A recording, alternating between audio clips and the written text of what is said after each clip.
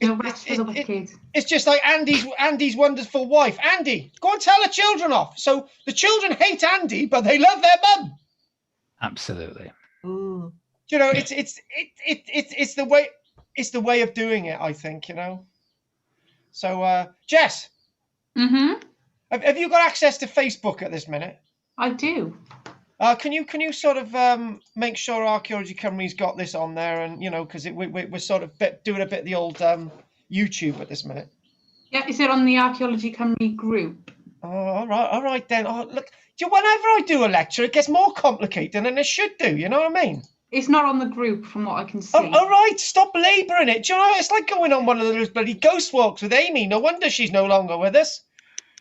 It's a lack of understanding of my needs. Do you know what I mean? Oh. But okay, I'll sort this out now. I'm whittering on. I'm whittering on. Very needy character. Who is? You. Me? What do you mean I'm a very needy character? Well, what a thing! All about your needs, I said, yes. Yes, it did say it, didn't he? Yes. It's all about my needs. Yeah, Jessica won't be your Doctor Who assistant if you carry on like that. No, this is our lecture. What do you mean it's your lecture? I posted it online, so I've done it for you. There you go. Are you saying you're actually efficient? She's just done it. She's just done it, that's all. You know, I've just given her a year contract, so I can't even get rid of her now. Right. Oh, okay. We're all ready to get straight to it, right? So, okay. Oh, I can see it. It's there. What's there? That image is on Facebook. Oh. There you go, you see. Can you just let me get on? Yeah, go on then. Flipping out. It better be good though. Right, darlings. Like, look. We'll come back to ground. We're back in the United Kingdom, right? And I tell you what, Drina's got the biggest smile. You just want to kiss her lips, right? Anyway, the main thing we're doing today, we're going to be looking at Jericho and Kathleen Kenyon and one of the great discoveries from Jericho. Now, obviously, Jericho, you're talking about the Ark of the... Now, this is really interesting. Any fans of Indiana Jones? I know you all are, right? There's the Ark of the Covenant.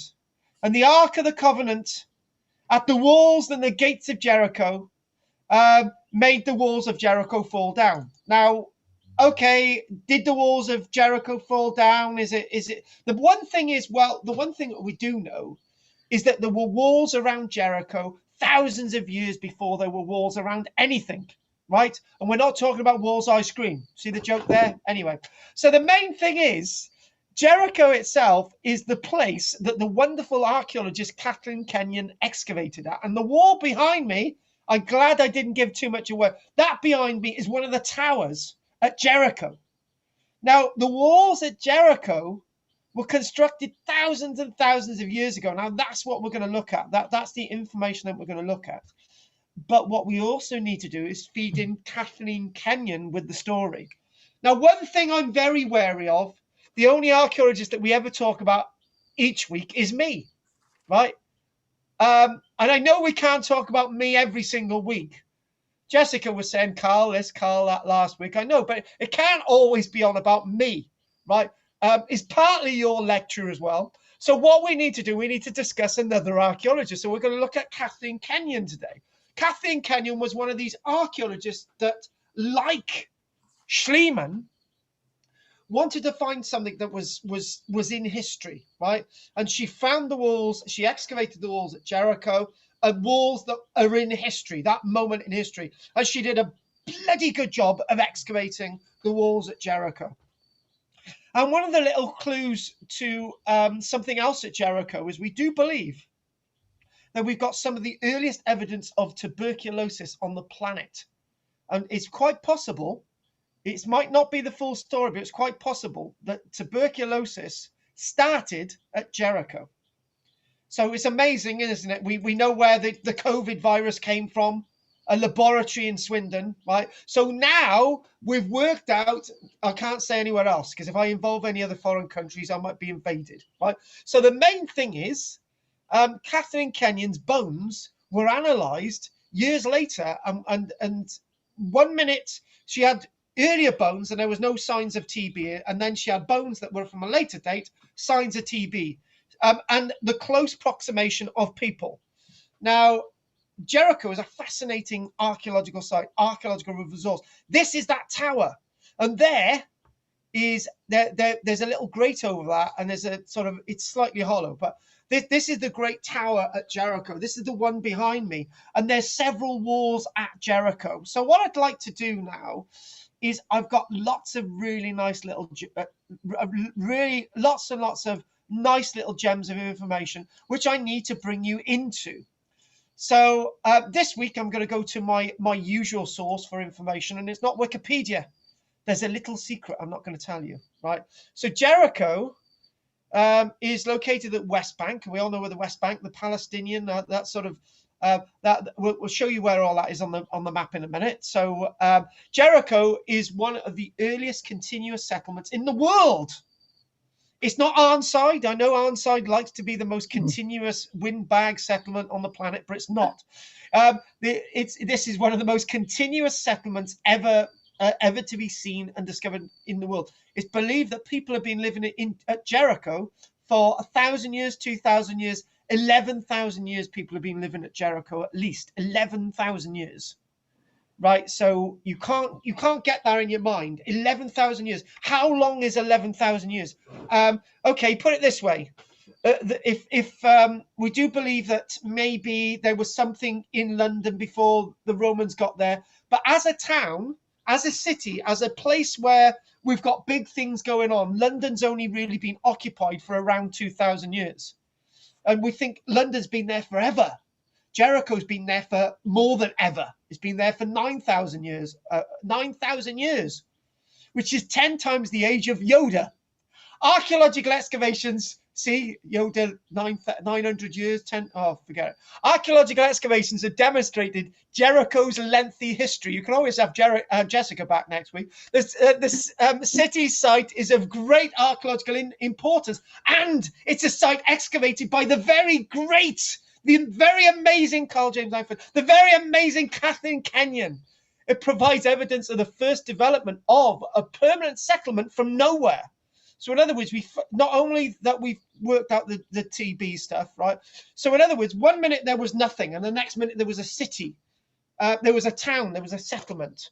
Now, usually in archaeology, we always say something going on, something else going on, and eventually we end up into a settlement or something. Something big happened. This is a bit bigger than Çatalhöyük that we looked at a few weeks ago. Well, a couple of weeks ago when we did a review of Turkey. It's a bit more than Çatalhöyük, and it's a bit more than Çatalhöyük because remember Çatalhöyük was abandoned after a few years, right? Well, after 1,500 odd years. So the fact of the matter is, this site, some people, the reason why this is better than Çatalhöyük is because it's not in Turkey, right? Sorry, that's really racist. But the main thing is, as well, is that this has been a continuous settlement. Where Çatalhöyük is massively important to archaeology in the worldwide scheme, as I said 2 weeks ago, this site at Jericho has been occupied for 11,000 years. So that's amazing. Çatalhöyük, 9,000 years. 9,000 years ago, there's been a settlement here for 11,000 years. So thus, this has to be one of the first steps towards creating permanent civilization. Civilization has to start somewhere, but then again, it's the definition of what civilization actually is. So what we've got 1 minute we got traces of Mesolithic hunters, carbon dated to be on 11,000 years ago, and suddenly from about 11,000 years ago to 8,000 years ago, we got a place that could be readily recognized as not only a town, but a place with a massive bloody thick wall around it. This is what makes Jericho massive in archaeology. It's just not a sprawl of buildings that we found at Çatalhöyük. Again, I'm not dissing Çatalhöyük in Turkey. It's a massive, important Neolithic site in Turkey, right? But this one is the bee's knees because it was occupied for longer and occupied before Çatalhöyük and has been occupied ever since. This is why this is so important. What we do come across, as you know, in our lectures, I can't say just my lectures now. I've got to say Jessica's lectures, which is unfortunate because it's not just about me anymore. So in our lectures, right, this what we usually say is that site was occupied for 100 years or 1,000 years, and then it was abandoned. Again, this is there've been people here for a very, very long time. So the inhabitants, so 10,000 years ago, the inhabitants had grown into an organized community capable of building a massive stone wall, not a mud brick wall, but a stone wall. And tower still, well, obviously it's been excavated, but tower still surviving behind me, and the one that you're actually seeing in front of us today. But again, this is that great thing, isn't it, with Jericho? Just as the walls of Jericho crumbled, so will all things built on human wisdom instead of God's truth. So it's seen to be a heathen city, a city of the damned. But the fact of the matter is, when you think about it, it's a wall that's been standing for quite a few years, you know. But lots of the wall is intact. The tower's intact there behind me. Yeah, they haven't excavated all of it. Kathleen Kenyon was a brilliant archaeologist, but she didn't have all the years on this planet to excavate it for the rest of her days. Kathleen Kenyon, brilliant archaeologist, and she gave us as much as we're going to see today. So there's Jericho there, okay, and we're looking at the old context of Judea, so the idea of Judea and Jerusalem, and we've got Jericho there. It gives you a bit of an idea of Galilee and the Mediterranean, and we sort of, and we then look. We've got a little bit more sighting plans. There it is, nice little one. You've got the Dead Sea, you've got the Sea of Galilee, Jericho, Mount Nebo. And the thing is, Jericho, it's today, as much as it is today, as it's mentioned in the Bible, as it was in the past. And this young lady here, oh, she's quite a good-looking woman. There she is. Kathleen Kenyon, this is the lady that I want to talk about for a little bit. Okay, I know me and Andy discussed Kathleen Kenyon a few years ago, but there's nothing wrong with revisiting this wonderful archaeologist, Kathleen Kenyon. That's where we're going to go. So I just gotta make sure that I've got my notes up on the screen. Hang on a minute, where were they gone? Oh, there we go, back straight to it. Here we go, excellent. So Kathleen Kenyon, there's lots of images of her on the internet. And guess what? She's a fellow of the Society of Antiquaries as well. Guess who else is a fellow of the Society of Antiquaries? You. Oh, well done. I am as well. So yeah, so mind you, she's in the English version. I'm in the Scottish version. So there you go. I spoiled it now. She's a British archaeologist, definitely a British archaeologist. She's obsessed with Neolithic prehistoric archaeology. She ranks up against the best in archaeology at the time, and one of the premier prehistoric archaeologists that this country has ever produced. So she's very much into a Neolithic. She's very much into a prehistory. She lived to the wonderful age of 72, and she led the excavations at Tel El Sultan, the site of ancient Jericho, from 1952 to 1958. But you know, this is where she made a name. And I've given my take on this and this statement. Anne has been called one of the most influential archaeologists of the whole 1900s. So, okay, who is she up against? She's up against the likes of Glyn Daniels. She's up against Sir Morton Wheeler. She's up against Gertrude Bell. She's up against, you know, many archaeologists who we could actually mention today. She's even up against Howard Carter, right? She's up against lots of the greats in archaeology, and she is one of the most influential archaeologists of the 1900s. She was the principal of St. Hugh's College, Oxford, from 1962 to 1973. So she rises not just in the archaeological circles, but massively in academic circles. So she's very much influenced by her father, a certain Frederick Kenyon, who was a biblical scholar. and later director of the British Museum. And this lady, she was basically, she wanted to do archaeology. She had a belief. She was a bit of a tomboy, a bit like our Jessica and Drina. I can imagine you tomboying, climbing up trees, fishing, playing a variety of sports.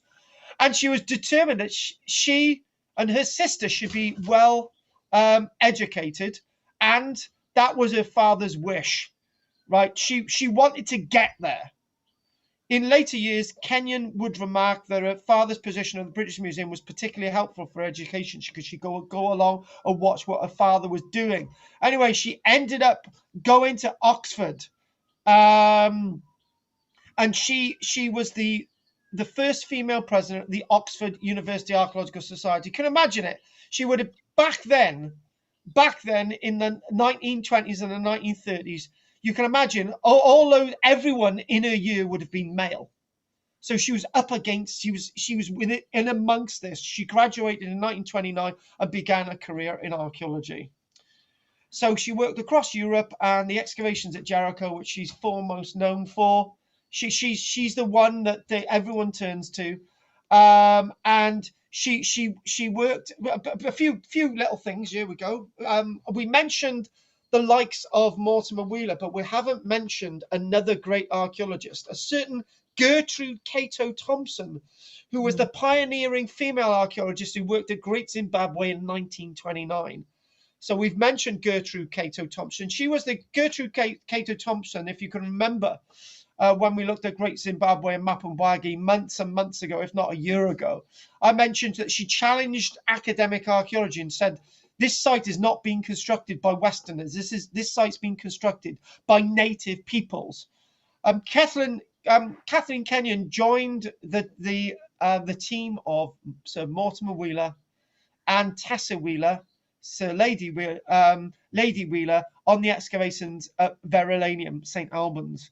And she worked there. She was entrusted as a disciple in the disciplines bestowed upon her by Mortimer Wheeler between 1930 and 1935. So she worked under some of the greats, and she ended up working in Palestine, and she ended up excavated on the Jewry Wall in the city of Leicester. So she had a bit of Roman stuff. She's interested in a prehistory, and then digging in Jericho.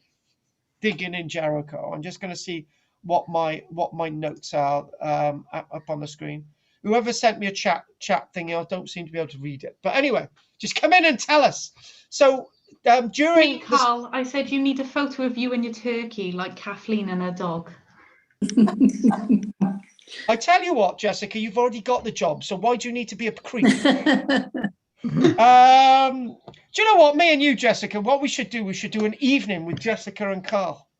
Yeah, just our ramblings. We have good fun. I think that would be good. I think that would be really good. What we'll do, we'll have John there as well, so at least we won't have Sandra moaning in the background. So anyway, do you know what? There are certain people in my classes that keep others away. We should learn from that, Jessica. So basically, the war came, right? 1939, 1945, as you well know.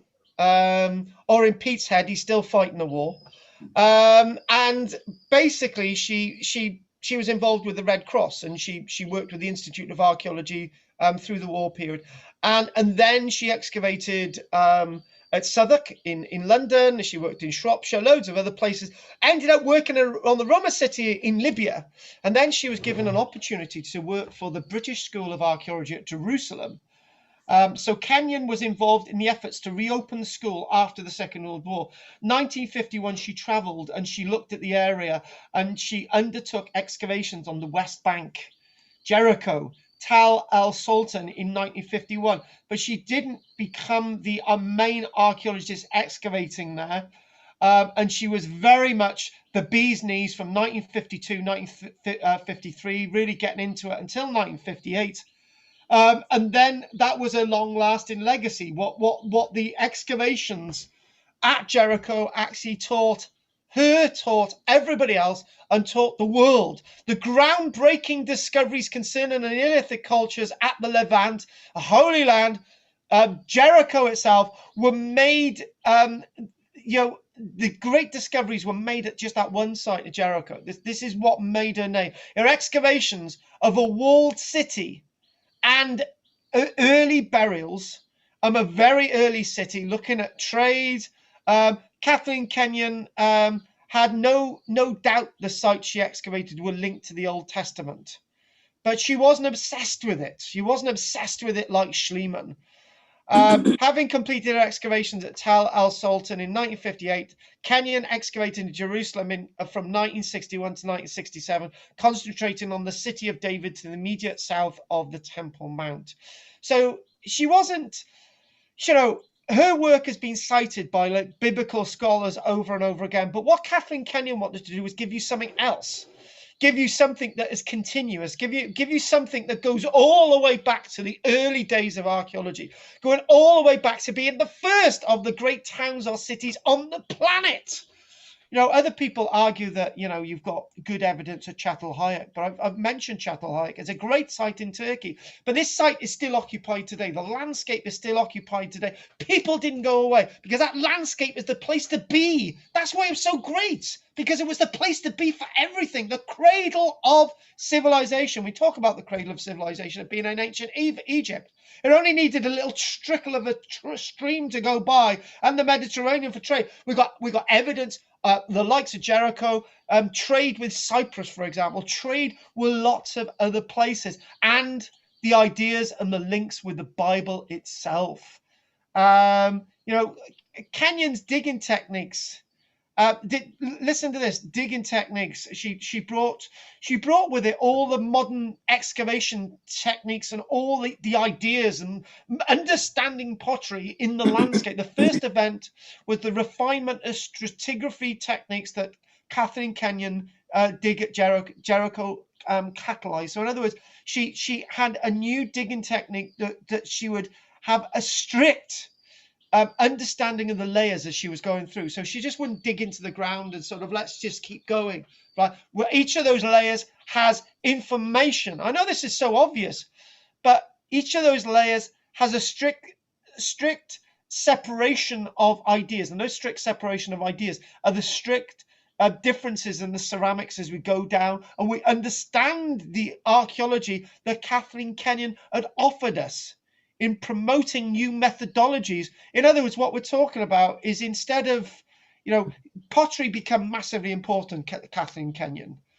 The stratigraphy determined by pottery assemblages. Now, that doesn't sound very much different from the work of Flinders Petrie with the ideas of seriation back in the beginning of the 1900s. But what she was doing was she was isolating the catalysts of the layers with the pottery to determine the stratigraphy of those layers to understand the eventual history of the site.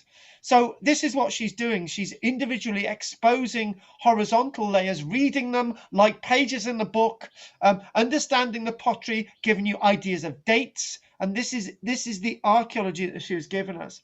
One thing that she was very much into was digging massively deep trenches. The tower behind us, the tower that I've got in the image behind us, was only excavated because she went down, not just reading the wall, but reading the layers that were up against the walls. The straight understanding of the text of the stratigraphy was everything to her, and it's everything to modern archaeology. So you can talk about the greats in archaeology, but you cannot go anywhere and not talk about female greats in archaeology, and there are many. When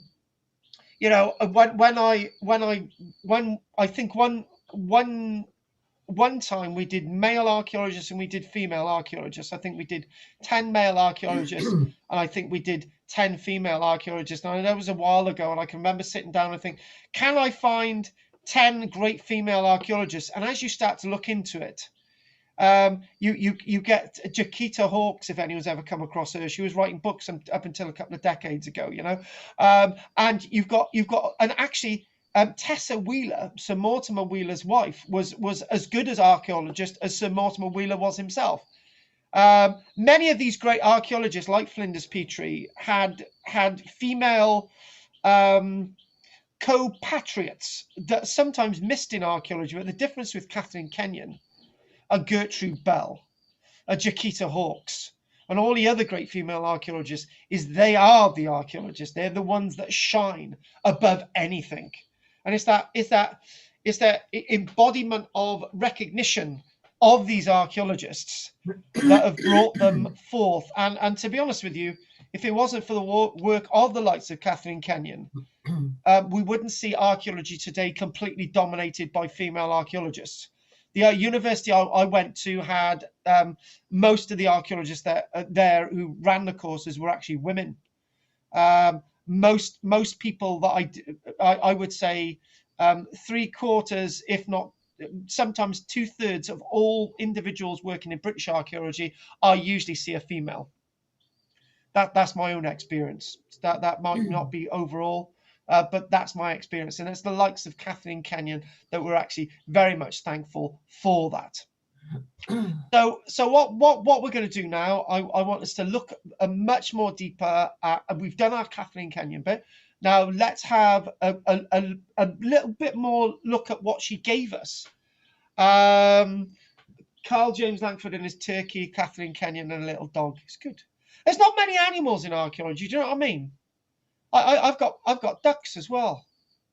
But I tell you what, she's a very, very good looking woman, and and it's the archaeology that gave that shine to her eyes, because she was always offering us more nuggets of history. And after a death in 1978, more and more of what she gave us was being read.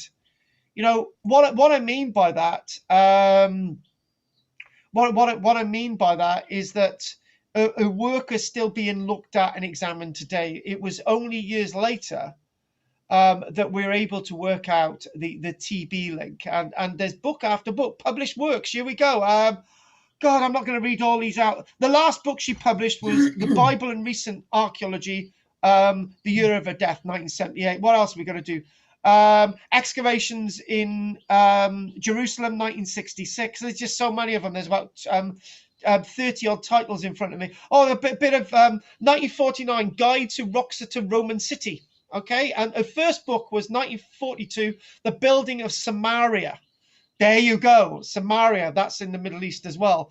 1948, Excavations at Jewry Wall. You can get lots of these types of books. Type in Kathleen Kenyon, you get some of her work. Look at this one, 1961, Beginning in Archaeology. That's going to be a nice little bit of a book to get hold of. 1961, you can usually get lots of these titles really cheap. Now, this is a good one. Mark my words. I've got this one. It's a nice little blue book. I think it's by Penguin. Is this the Penguin edition? No, I don't know. 1957, Digging Up Jericho, the London printed edition, 1957. Get hold of that one.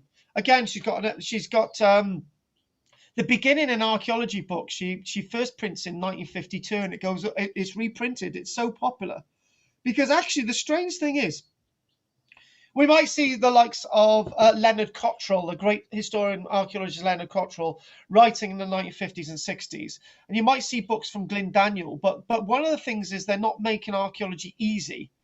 And because archaeology is easy to these female archaeologists in a field that archaeology has been dominated by male archaeologists, she makes archaeology easy for the rest of us, because it's only women that can make archaeology easy for us. Because men like to go into the technical stuff and none of us get anywhere. So this is many years ago, I decided to, when I was teaching archaeology, to make it easy for all of us to learn. And this is probably something that I've managed to pick up from Kathleen Kenyon herself. And that's not in any way patronizing at all. Because to be able to learn about something is a gift. To be able to keep it inside you, to be able to tell others, is even a greater gift. And it's all about learning archaeology and history, quite simply. Right, okay, let's get on to these images. Okay, we know where Jericho is, Dead Sea, the River Jordan.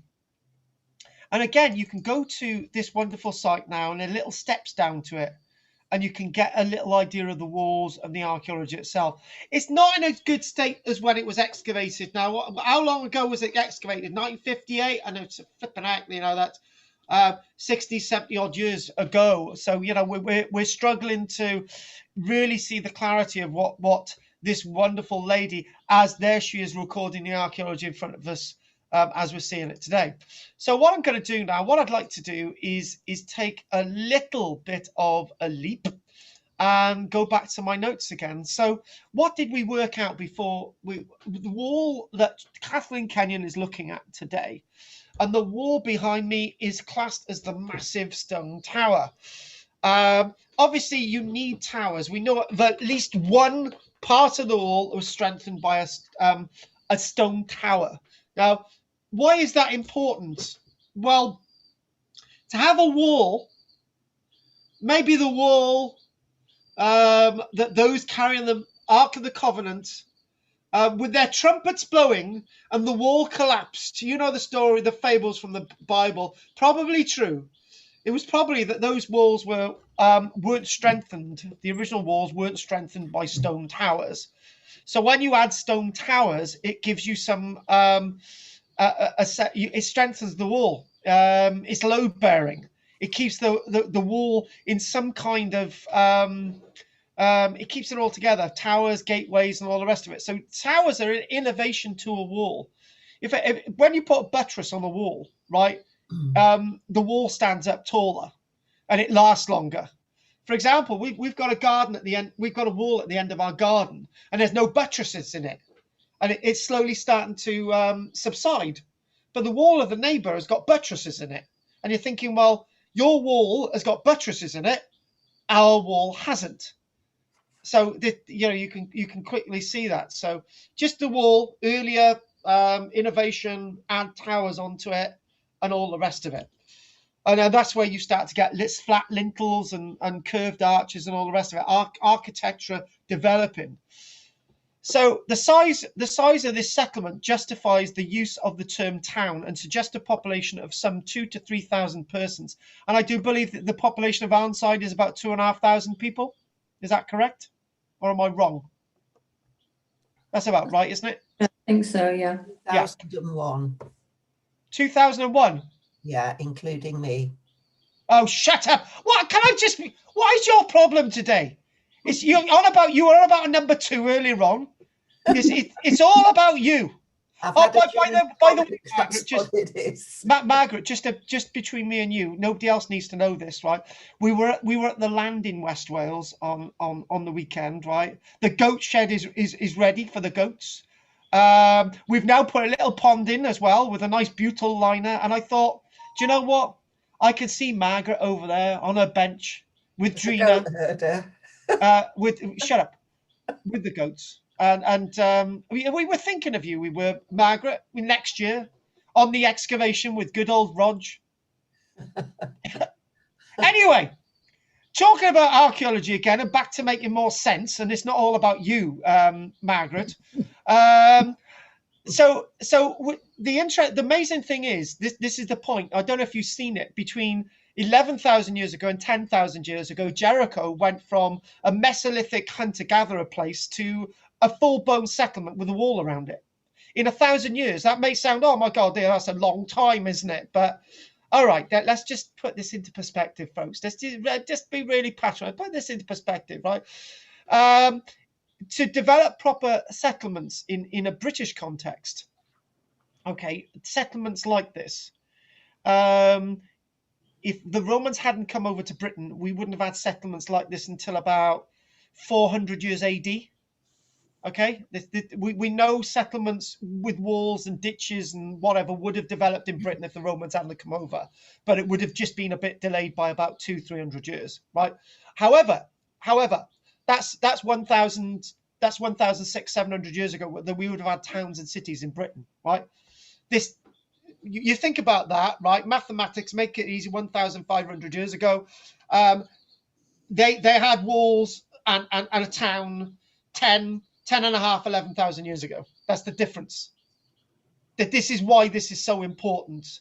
And you can see that now. This is why this is so important, right? It's not about them and us. It is about them, because what you're seeing is that we can say that we would have had it, and North America and Central America and the mound builders, yeah, they had these things. Yeah.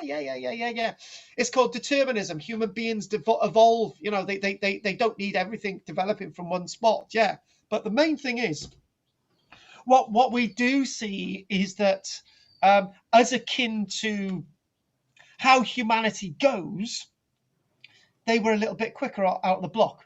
Do you know? Can you can remember this? I've got 6 children, right? And I can see that you have conversations and say, oh, they're a bit slow out of the block. You know, they haven't bloody started walking. It's 8 months. The other one started walking at 6 months, right? And then the other one starts walking at 11 months. And the one starts talking because their dad's talking to them all the time sooner than the other one, right?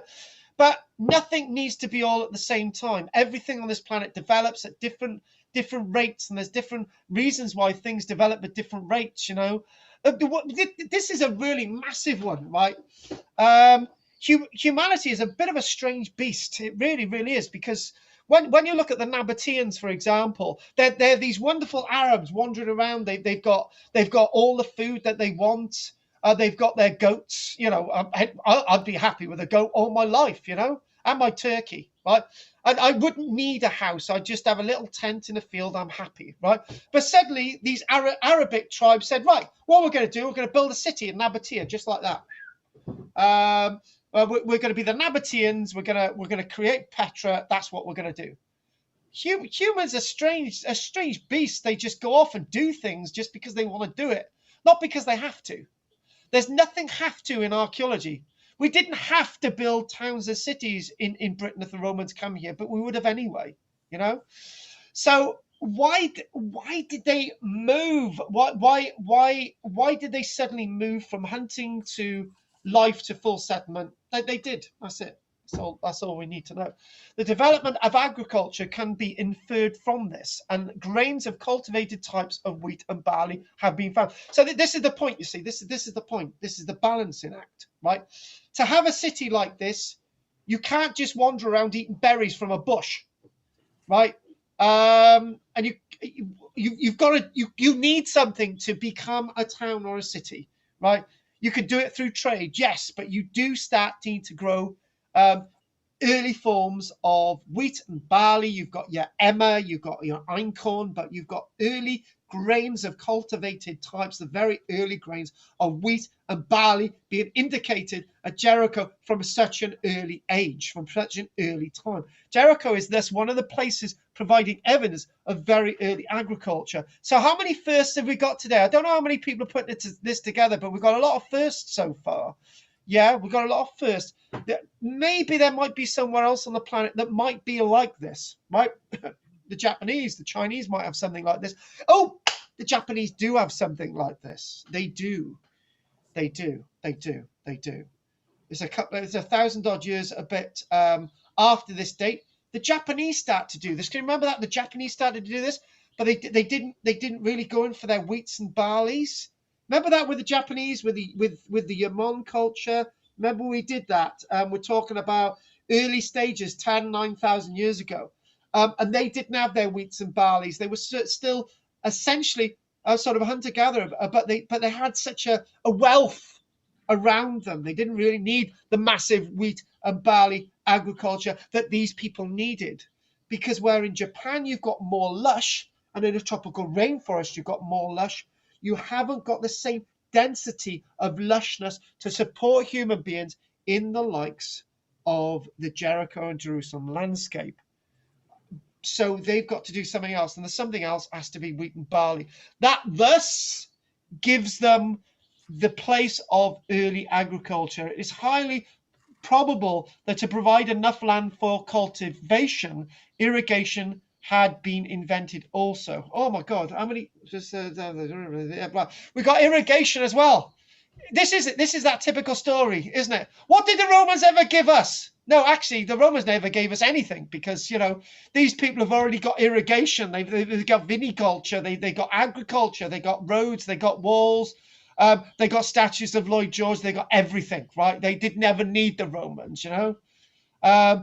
We should go back and do that Monty Python scene. What did the Romans ever do for us? Nothing, you know.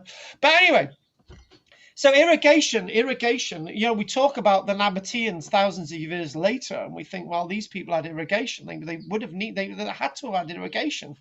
They needed water on their fields. They needed to keep their plowed fields going.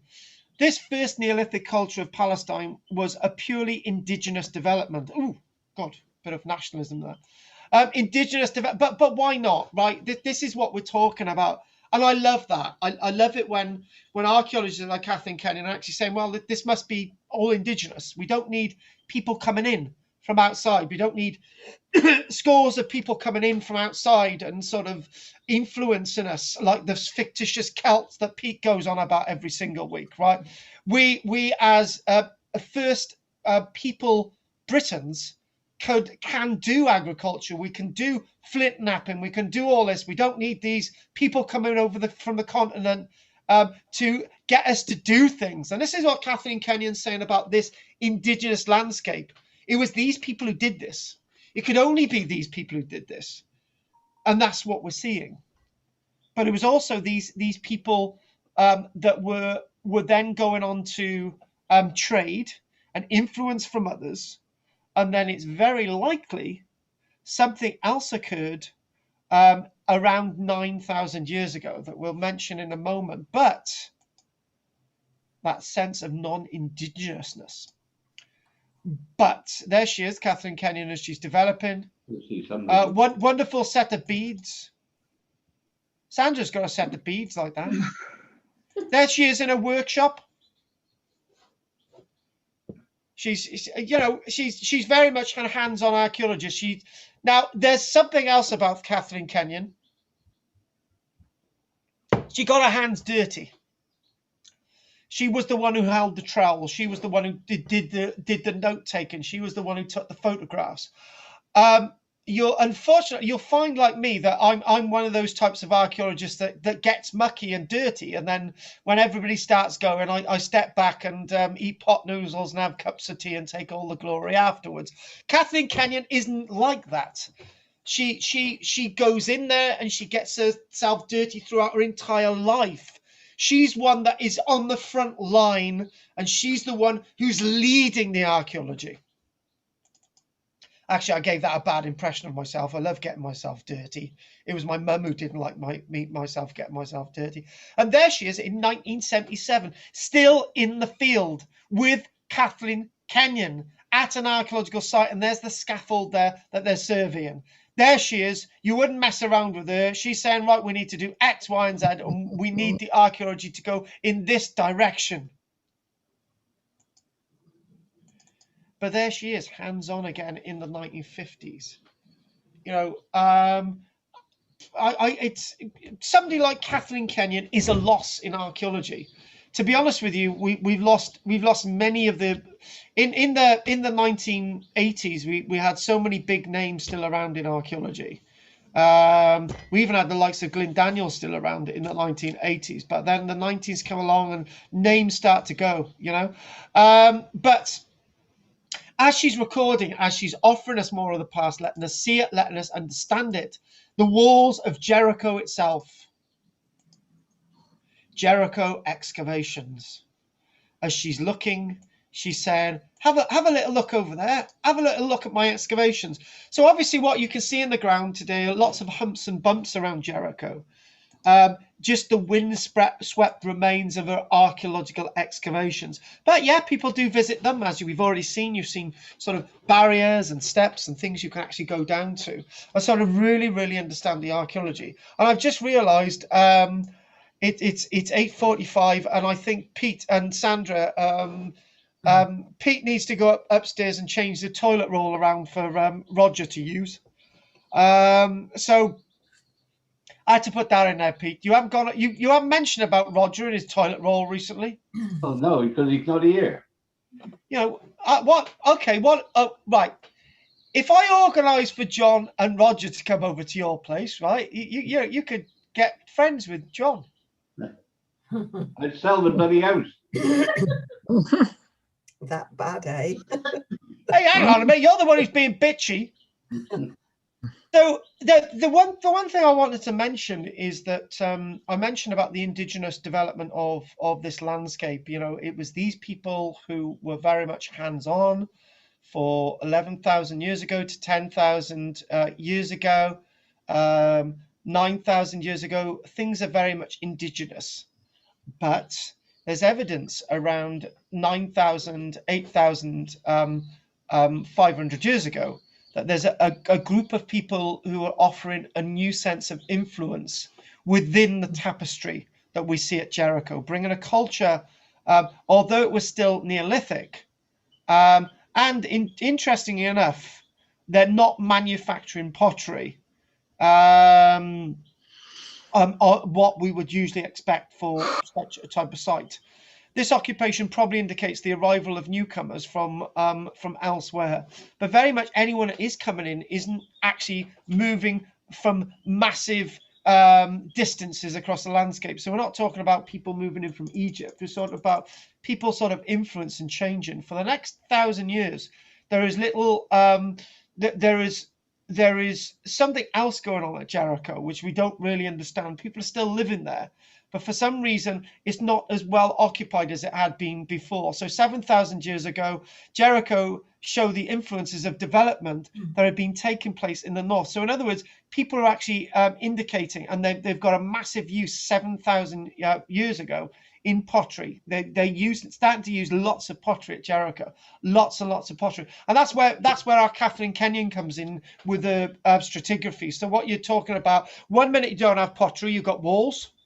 Okay, they're using a lot of organic stuff. There's nothing really in the way of pottery. My argument usually is that there was a clay-based pottery that wasn't heating in the sun, maybe just storing objects, and that going back into its normal clay. So you've got ceramic firings basically around 7,000 years ago, and and then directly sat on top of those layers is the earliest pottery, and then more changes in pottery, rims, jug handles, and so on, as it goes into the idea of Flinders Petrie seriation. So you've got the first pottery at Jericho. Although it's very primitive, it's people are living at the site, and people are using this pottery, and things are changing. Things are very much changing. So looking at the image again. And there we go, Jericho, and this is the site itself. These areas themselves are the big trenches that Kathleen Kenyon's been excavating, right? And she's able to read those sequences.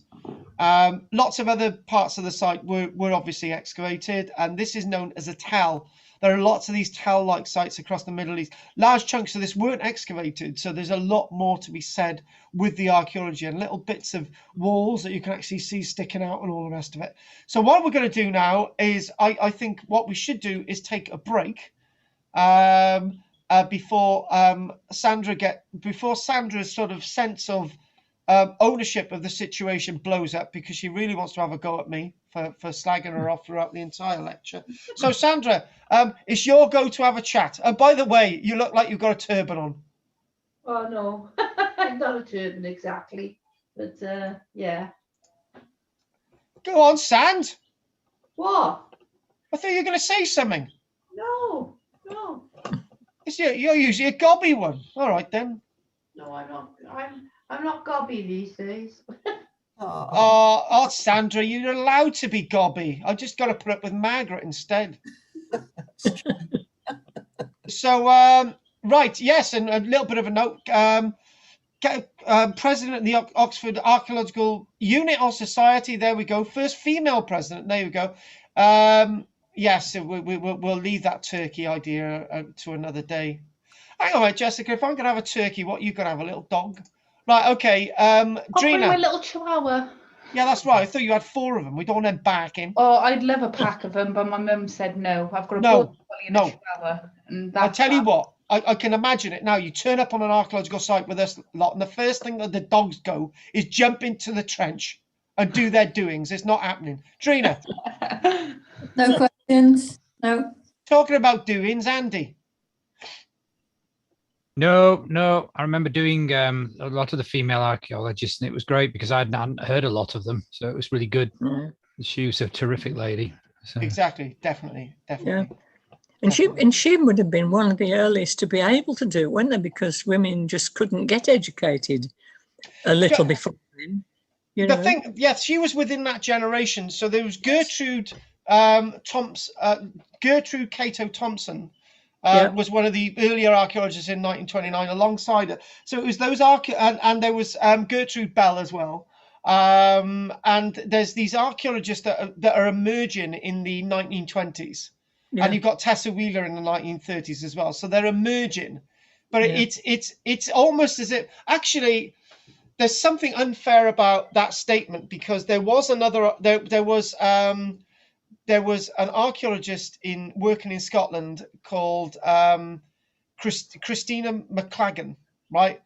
And even though she was extremely experienced, the Society of Scottish Antiquaries, which I'm a fellow of now, they wouldn't allow her to join because she was a female. But this is in the 1890s. Yeah. So within a space of 2 decades, women. Yeah. Okay, I'm going to say it as it is, right? Women are nowhere in archaeology officially, and then within 20 years they're everywhere. Yeah. And now women dominate archaeology, and there's one good thing with having women dominate archaeology. And at this point, John would make a joke, but it's not for that reason, John, right? The reason why it's good to have women dominating archaeology is because in most of what archaeologists were saying was about warfare and death, right? And the sense of male privilege, and the sense of men doing this and men doing that, and men are this, men are that, and all the rest of it. Now what we're finding is women have a habit of going men and women doing this. Mm-hmm. Women don't turn around and say, oh, it's a female-dominated world. They say it's a human-dominated world. So that's the take that we get from women. Whereas male archaeology used to be dominated by the male sense of perspective. But as you've probably learned from my lectures, I'm the other way round. I sometimes go with more the female perspective in archaeology. But this is the good thing about, and it sort of balances the archaeology out now, but there's a long way to go still. Here we go. Women are good for archaeology as they love digging up the past, including myself. That's why we get the women to do the digging. Do you know what? On the weekend, Michelle... You do the digging. What's that? You watch a program on archaeology, and it's always the women down doing it. I know it is. Around. The weird thing is, on the weekend, as we were building the goat house, every couple of seconds we could hear a bang. Michelle was up on the top matticking, digging up a pond, right? She did it for 8 hours, and the next minute there's a hole in the ground, and you can only see the top of her head. She couldn't get out. Michelle was in there, wasn't it? Oh God. Anyway, it wasn't that high because she's quite short. Anyway, Margaret. I just wonder how accurate she could be with the dating the layers. I know today you can do it to practically a nanosecond, but well, I wonder how accurate she was. Do you know, I'm going to jump in there. I've never heard a single criticism of of any accuracy to do with the dating, simply because what she was doing, she was being very precise with those layers. Mm-hmm. And but basically you can imagine, right? If you miss out a layer, then you miss out a date, right? Yeah. So then that messes up all the other dates. So if you can read all those layers, then you're able to get some continuity. This is how early geologists were able to say that rock itself dates to 350 million years ago, because they were able to understand the layers. So all that Kathleen Kenyon is just adding the idea of that layer concept. Was she adding it to the history that she knew about, that the evidence that was in the Bible? Was she? Actually, yeah. It would have been it would have been coexisting with other evidence. So what she was doing, she wasn't just she was doing what all archaeologists would do. You take one idea, the idea of the stratification, and then you take the idea of pottery changes and the census seriation for Findus Petrie. So that's another one. She might use a bit of historical data saying, look, we had this and that going on, and these people. Yeah. And this is the way you're going to do it. And then radiocarbon dating is starting to develop. So by the 1960s, she's able to date the archaeology pretty much to where it needs to be anyway. Yeah. So David, babes, wonderful David. No. Right. So when are you guys going to go around David? Because what I want to do, right? What I'm going to do, because David's already invited you to his house, we're going to put an ad in the Westmoreland Gazette saying archaeology class starting at Grange next week, right? And they'll all be knocking your door, David. And what you could do, I could put in the newspaper it's £8, right? Officially, and you could make a bit of a take on it, David. You can make a bit of money out of this. And you could even have Ruth going around as well, Andy. Yeah, that'd be all right. Yeah. But no one reads the Gazette anymore, though. Don't they? No.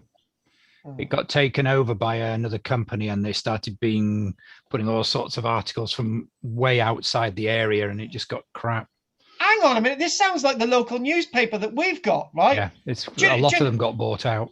Do you know what? The Barron District News, what I think's absolutely disgusting, there's this guy who writes a regular column for the Barron District News, right? And it's actually printed in the bloody Newport Argus. Who wants to know about the archaeology of Barry in the Newport Argus? Do you know what I mean? We haven't got Spot the dog anymore, have we? And Peter, go on, talk to us, Pete. There you go. St. Lithens. Wow. Oh, wow. And you can probably see at the bottom the Dopey author. Karl-James Langford, what a numpty. Who? Yeah, Who? Is that the eminent?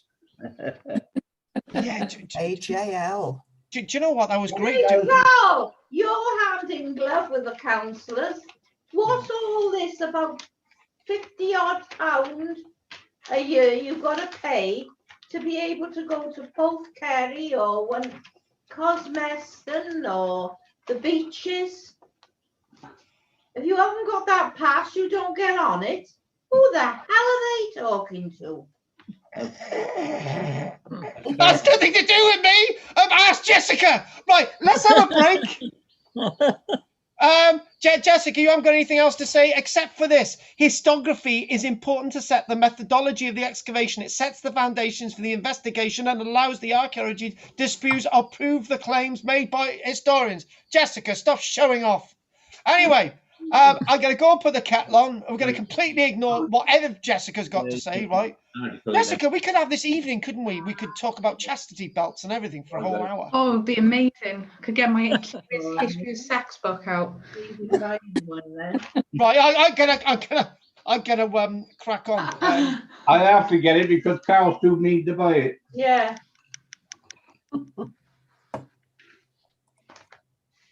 Yeah, but I've got to be honest with you, right? But at least my articles get printed in the Newport edition, right? Why? They're so lazy, Andy. What I could do is offer to do the archaeology of Arnside, right? And it'd be printed in the Barron District. It's cool. Right, Andy? Yeah, I don't know what their logic is. It was a good local paper with a good circulation, and they've completely ruined it. Are you talking about the Westmoreland Gazette? That's what I said, you numpty. Yeah. The farmers will be pleased because they've got a huge farming section in it. Well, yeah, but a lot of it's all like, North Cumbria and Egremont and places like that. There's a bit of a hint in the name, Westmoreland. Yeah, who wants to learn about Aspatria and no, exactly. It's terrible. Yeah. And almost the advertising's up, Carlisle and Penrith and Workington and Whitehaven and things. And we've got 4 pages of quizzes, crosswords and stuff. And like you said, the sheepdog competition's gone, and that was great. It was. We didn't have a spot the ball. We had there was always a little flock of sheep, Sheepdog. and you had to work out where the sheepdog was. Yeah, it was great. If you got him on the nose, you won £1. Whole Right, pound. folks, just have a little bit of a break, shall we? Good. We are- For we just are for 10 doing. minutes. We All are right doing. then. Yeah. Okay, good. Yeah. You talk. You carry on. Okay, then. God. Oh my God. Catherine Kenyon's dog looks like mine. Looks Yeah. like Ozzy. I think Have you tried him on a dig? We'll see if he's into archaeology. love it. He loves digging. Oh, there you go then. Be good. He'd want to eat everything though. Oh, right. Yeah. No bones left. He doesn't understand leave. Ah. All right. You want to see my picture? Yeah. I've done a sketch. This is just a sketch. Yeah.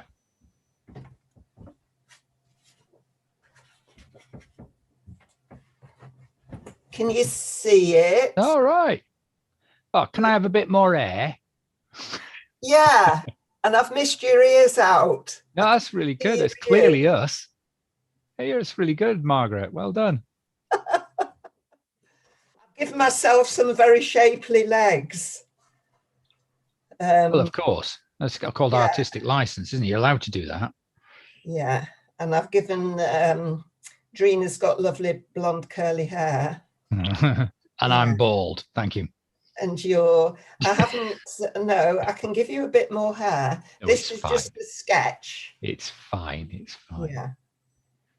It's easily recognizable though, so which is good.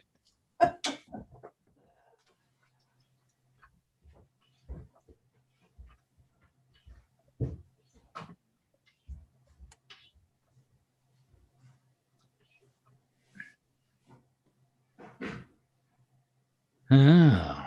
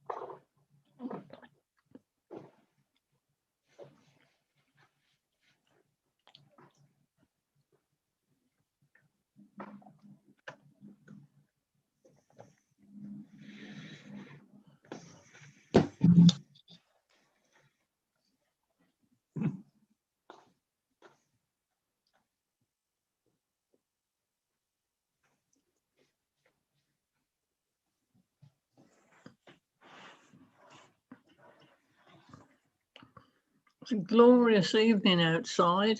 I can see through the window. Better to be out walking than doing this, really.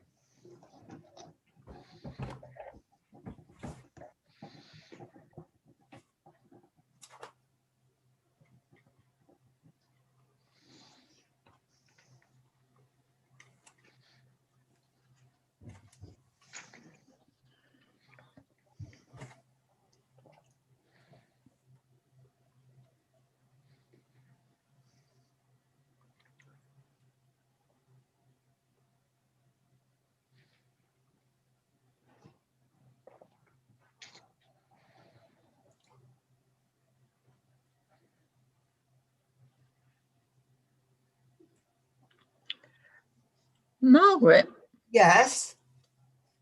your wardrobes look exactly like mine. With the mirror in the middle, are the three drawers below it? No.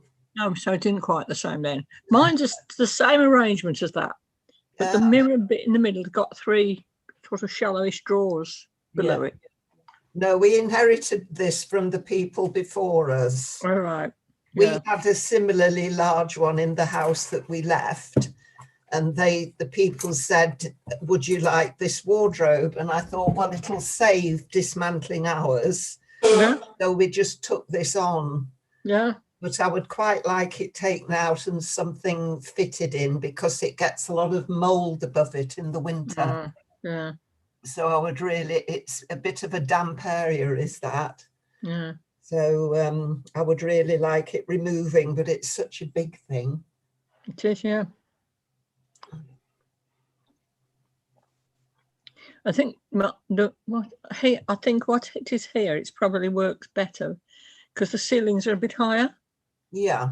You know, the high ceilings in here, so that perhaps helps, doesn't it? I never thought of that before, you know. Yeah. That could be, couldn't it? Yeah, but it gets quite mouldy, that gap. Yeah, and hard to get at where it is. I have to get a thing with a long handle. Yeah. But it's on the windy side of the house. Whenever we get wind, it seems to hurtle on that side of the building. Yeah, and blow the rain onto it. Yeah. We've got a man here at the moment. He's seeing to the wall that's between our bungalow and the next door neighbours. Yeah. The rendering was coming away from the brick. So the skip arrived this morning at 7:30. I was still in my nightie. I wasn't expecting it until about 9. And then the chap came, and it was so manky, he could pull it off with his hands. I couldn't. Yeah. Anyway, he's done a good job, but he said he found the biggest spider, the size of a saucer. He's never seen such a huge spider behind the wall. I'd have fell off the ladder if I'd have seen that. Well, he saved it. He said, I like to look after our wildlife. So he put it in a plant pot and put it in next door's garden. Yeah. Also, he would have eaten that if he'd seen it. Well, I don't touch them if they're outside, but inside I can't be doing with them. No. They're very mind you, it's a stupid phobia. That's the trouble, and you know that there's not any harmful spiders, but I don't know. It is just a phobia, and which is nonsense. But you know it's a nonsense, and you still can't quite cope with it. Yes, I don't particularly want to touch a spider, and yet I went to that wildlife oasis place. Yeah. And they put a tarantula on my hand, and I was quite happy. Well, my youngest daughter, I was determined my children wouldn't be like that. So when there was a large spider in a room, I wouldn't go in it. But I'd say to them when they were little, about 4, look at that poor spider. He's got lost coming in. He needs to be outside. And I'd give him a glass and a piece of cardboard. Stand back. And so I hopefully brought them up not to be scared of it, because I was trying to stay calm and, you know, have that sort of story. But we're not doing anything near it myself. I wouldn't. But the youngest one, certainly, she's handled tarantulas and stuff. So it worked for her anyway. Oh. Mind you, if I'd seen it scurrying along the floor in my sitting room. It's when they move, they're very fast. And I don't know whether that, but I know, as I say, most phobias are stupid, aren't they, really, if you thought about them twice? Well, yeah, you've got to face the fear. I've never managed to deal with spiders.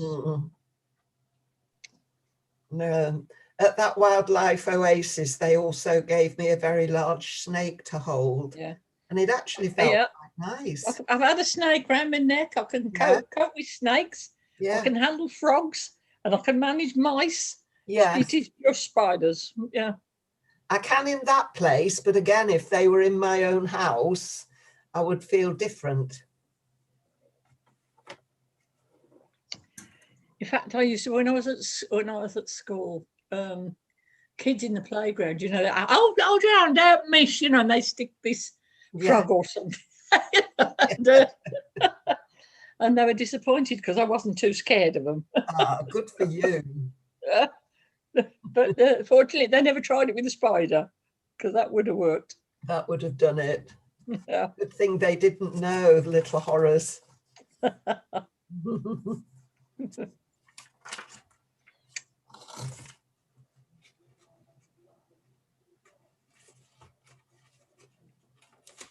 I had a Whereabouts did you teach, Anne? well, at first in Birmingham before I was married, Yeah. and stayed in Birmingham until I left, you know, to have children. Mm. And then I got involved in playgroup work, did a lot of reading, learned from my own children, Yeah. and made a whole career in nursery work. Ah, I think the nursery age is so important. yeah. It's paid lip service to partly, but the learning rate at that age is massive. Yes. So it's a really important age that we have every child in, but we don't, do we? It's No. sort of lip service is paid to it, but I think it's so important. And I made my whole career in it and became a head and even advisor to the borough on early years at the end, Yeah. because I was so. But as I say, I trained to teach juniors, which I was doing originally. Yeah. Yeah. But I learnt so much at home with my own children Yeah. and did an awful lot of reading, got involved in a local play group. So Yeah. all in all, I went back with ready to do nursery. Yeah. But in those days, weren't we fortunate? You know, you could stay home, have children, and get back into a job. It was Exactly. easy then. It's not Yeah. so easy, or hasn't been so easy since, has it?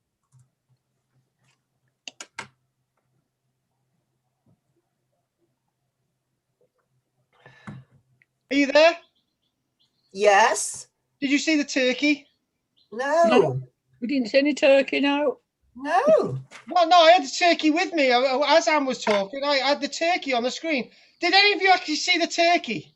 No, No. No, No. no, we didn't. I had the turkey with me. Well, where is it now? I had to put him outside. He wanted to go and see. He wanted to go and see Queenie. I've got a chocolate mousse with me. That'll do then. That'll do. Oh, God.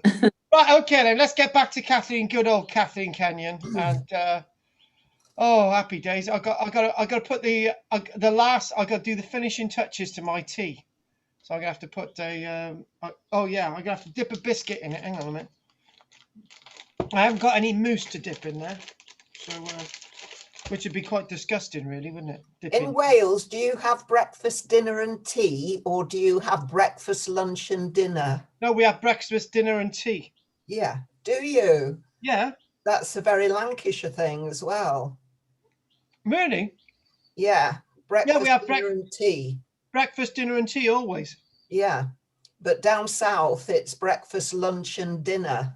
Can't do that. So you don't have lunch then? No, I don't have lunch. I have dinner. Dinner. What have dinner? Dinner is midday. It is for you, it's not for me. What's for you then? Breakfast, lunch and dinner. No, dinner. Yeah. Totally with you there, Sandra. That's Dinner's why I 1 have- o'clock, for God's sake. Midday I- dinner time. No, that's supper. When do you have supper? No, we don't have supper. Nobody has supper. 1 o'clock in the morning, I have supper. Well, my posh in-laws have supper when I have my evening meal, my dinner. No, dinner's at 12, 1 o'clock. Does it matter? You eat it. No, it's okay. Then let's ask you all: who has breakfast, dinner, and tea? Me? Anyone else? Yes, me. When I lived in Blackpool, I did. Yeah, but you're a numpty. When I was a child in Birmingham in a very working class Yeah. place, we had breakfast, dinner, and tea. Yes. When I moved into a somewhat posher area, Yeah. it It's became lunch dinner. and dinner. Yeah. Yes. We've gone up in the So world. I've always thought it was a class thing rather than area thing. So I don't know. No, I've never had lunch in my life. The only thing I found strange was when I lived in North Lancs, North York, for a bit when I was very young. They used to my grandmother used to dish up a dinner in the evening. What? But it would all be separate. You'd have I can't remember how she used to do it, but you'd have your potatoes and cabbage, and then on another plate you'd have your meat and Yorkshire pudding. Oh no.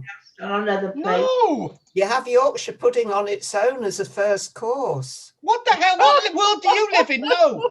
The Yorkshire pudding has to go with the vegetables, and you have got to have gravy and mint sauce over it. No, in Yorkshire you have it's separate. It's a first course is Yorkshire pudding. What a load of nonsense. No, You haven't, you haven't and lived. you have strawberry jam on your dumplings. Shut up. Oh, sounds Yes, horrible. I do remember having strawberry jam on my dumplings when I was What up. the hell's going on? You don't do this in Jessica's classes. Why have you got to put me through it? It's interesting. We like a Yorkshire pudding, Carl. Oh, God. Look, It's like a part of history, isn't it? Yes, Really? exactly. Different Yep. and different Social history. different Yes. times. Yeah, social history. Absolutely.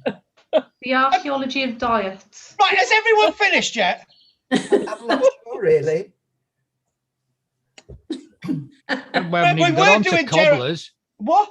We haven't even got on to cobblers. Yeah. Carl, do you No! Oh, for God, please! Look, I tell you what, we had enough. What is it about this week? I only miss a week. I tell you what, next time I miss 2 bloody weeks and we won't do anything. What did they eat in Jericho back? I in the don't day? care. I could have a look at the cess pits. Shut up, Sandra. Look, Jessica, none of you. Sandra, that old witch can talk. Let her give her a go. Go on. said, do you remember Fishy? You wouldn't. No, you were too young to remember him. Fishy? Fishy, yeah. Used to come around the houses Oh, Mr. Fish? Yes, of course I do. every Friday night. Yeah, but that was as dodgy as anything. He used to take us out to his bloody van and he used to grab a load of smelly old fish. Mm. Why do you have fish on a Friday? Oh, my God. Right, no. It's a religious custom. Yeah, in It is Catholic indeed. school, we weren't allowed to have any meat on a Friday in the canteen. don't It was only care. fish. That's right. The Catholics particularly don't eat any Oh, fish on a Friday. I hated fish fingers on a Friday. I really don't care. Like, Philip, I'm the one in charge, right? It's all about me. We used to have herrings, not fish fingers. Herrings. And I Horrible. used to have sprats and used to eat them all up. And do you know what? My mum used to. My mum's got really nice dumplings, right? we used to have them with the stew. Yeah. My mum has got the nicest dumplings ever. What was that No dumpling? answer to that, is there really? Sandra's got nice dumplings as well. She hasn't. I'm not coming over to your place for tea anyway. Drina does nice dumplings. I've had some of hers. Yeah, they're nice. I tell you what, you guys are killing me. You really are. You really are. The root of the Jews. I made a pot of stew the other day and I said to my daughter, do you want to come over? I've made a pot of stew. And she said, oh, have you done dumplings with them? I said, yes, but when you were at home, you wouldn't eat them. How come you're eating them now? I tell you what, right? I've gone into adulthood and dumplings are my favourite. Oh, I love them. I love them. So do I. Do you know what? I only ever have 2. Because weirdly enough, if you've got about 4 people, right, it's like there's no way you can get a pan big enough to put more than about 8 dumplings. No. No, you They can't. do swell out a bit, don't they? Yeah, dumplings. Oh no, this is too much. Right. Okay, right. Okay, right. So let's get back to where we are. There's Jericho, right? There's the Dead Sea, because I'm dying. There's the Jordan River, the river of, Babylon. God. There you go. No, that's somewhere else. God, please help me, please. Right. So Jericho's gone through various different stages where it's had a walled, Kathleen Kenyon, in her earlier excavations. So we're talking about a wall around it between about 11 and 10,000 years ago. And there were periods where there were different phases of walls, and there was one period of around 7,000 years ago, 6,000 years ago, that there wasn't a wall, and then the wall was then there wasn't a period of walls, and then there was a wall, and then by around 4,300 years ago, but again, this is still quite early to have a city. There was a period when things started to sway away from the city, but people still lived there. It's one of those places where people lived with a wall and without a wall, and things change, and there's changes in the way the houses are. Jericho is famous in biblical history, as we know. Yeah, we know that one, as the first town attacked by the Israelites under Joshua after they crossed the Jordan River. After its destruction, it said in the Bible by the Israelites, it was, according to the biblical account, abandoned until Hiel the Hethelite established himself there by around the 1000s years BC, which is about 3,000 years ago. Jericho is mentioned several other times in the Bible. Herod the Great established a winter residence at Jericho and died there on the 14th of October at 515 in the year 4 BC. So all of this is really relevant. As we mentioned before the break, that sort of idea, disproving or proving history, the Bible, all this is relevant. Margaret, there's a really good question about how do we juggle and understand history. So as an archaeologist, when we're excavating in West Wales, it'll be the idea of what do I think? What is the archaeology telling us? It's an archaeological site where there's no written history about, which is going to be quite challenging. But obviously, we're going to be looking at the pottery. Anyway, back to this site itself. The earlier excavations before Kathleen Kenyon took over, at the beginning of the 1950s, revealed something of Herodian Jericho. So what we're talking about is the layers further on up towards the top, because the Herod stuff is just before the birth of Christ. That's going to be the much more recent stuff. It's believed that they may have actually found the frontage of one of Herod's palace at Jericho. So that means that we can cite Jericho in the pages of history, and then you just read the history back. So this is the point. You've got a place mentioned in the Bible. And if you can find a small snippet of that place in the Bible at Jericho, it then means by proof or by disproof, usually proof, that all those other events about Jericho might have some accuracy, not only in the history, but within the archaeology itself.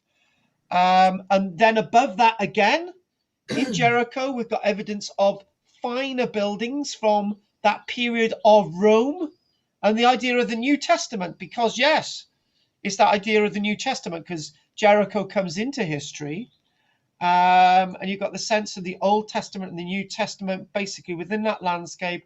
Jericho again is mentioned in history, associated with the Crusader period into the late 1000s, into the 1100s,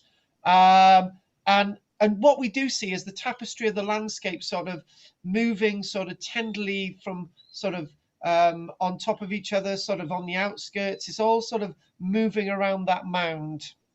So the mound itself has 21 meters of archaeology. So that's the mound itself is built up 21 meters of archaeology above the sort of the existing ground level. not the stuff below, the existing ground level. So over 20 meters of archaeology. So all of that, all those layers that we've been talking about is being read with all those bits of archaeology that we mentioned. The earlier pottery from over 7,000 years ago, and then you've got the modern pottery, and then you've got the stuff below that. You've got all the walls, and you've got all that archaeology. And then Kathleen Kenyon taking over and seeing. It's only Kathleen Kenyon that's sort of starting to see the importance of this site. We knew it was something to do with the Bible, but Kathleen Kenyon was one of the main. Kathleen Kenyon, one of the main objectives of her work was to establish the date of the town's destruction by the Israelites, a matter of importance for the chronology of the Israelite entry into the Canaanite landscape. Most of the town of the period, including the whole circuit of the town walls, has either has been lost through erosion or looted, but there were big chunks of the wall that still survived. Enough, Kathleen tells us, of the wall that survives shows that there was a town of the period associated with that period in the Bible associated with the Israelites. So she was able to work out that good old Joshua led the Israelites to this great city, so we can sort of get an idea of those dates. So this is when things are really getting interesting. We then see the site with a sense of its history within more recent times, and so everything adds up. All those pages that we were talking about throws into a sense of place with what Kathleen Kenyon was actually telling us about. And then later on, what we're finding with the site, there's exquisite mosaic panels and all other bits of evidence going from into the Roman period into the likes of, from the Roman period into the Islamic period and beyond, so, and into the modern age. So this again has been one of those sites that has toed and froed into the history of the war between the Arabs and the Jewish community, but that's something that we won't look at today. So what I'd like to do is go for a few little images, and I'm very wary of time. I've got some really nice images, and I'm going to call it a day at 10:45. So we've got 15 minutes to try and do everything. So there's the city. It's a two-phase city of varying different dates as it develops. You can get the idea of the trade. You've got this is between two tectonic plates, between the African tectonic plate, the Arabian tectonic plate, and obviously you've got this sense of the river, the Jordan River follows the gap between those two tectonic plates.